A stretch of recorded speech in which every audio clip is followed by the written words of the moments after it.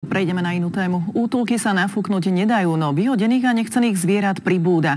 Navyše, počas prázdnin sa karanténne stanice už tradične boria s tým, že sa adopcie spomalia.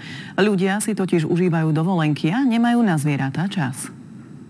My nejak nad tým nerozmýšľame, či ísť na dovolenku, či nech. Radšej chceme šteniatka. Lenže toto je skôr rarita. Adopcie sa už tradične počas leta spomalia, no nechcené a vyhodené psíky pribúdajú takmer denne. Museli sme oddialiť dátum prepravy. Veľa ľudí trávi dovolenky, nie sú doma a každý sa bojí vlastne si adoptovať zvieratko, pretože nevie mu zabezpečiť dostatok toho časového priestoru, ktoré by si zo začiatku to zviera vyžadovalo. A útulky sa boria aj s inou komplikáciou. V rámci karanténnej stanice v Humennom je asi 10% psíkov, z ktorých adoptovaním je dlhodobý problém. Naozaj, že majú už niečo za sebou a to niečo určite nie je pekné. Napríklad tento neznesie vo svojej spoločnosti iné zviera. Za 2 roky v útulku sa ho adoptovať nepodarilo. Tento Rexo bol odobratý z veľmi nevhodných podmienok, uvadený medzi 2 kamennými piliermi, žiadna strecha, žiadne jedlo, žiadna voda. Musel byť aj bitý, týraný od predošlého majiteľa, pretože nemá rád chlapov. Ešte potrebujeme ho trošku socializovať, aby začal veriť ľuďom. Ak by sa našla nejaká rodina, sme ochotní dať úplne bez adopčného poplatku psíka, napríklad ktorý je slepý,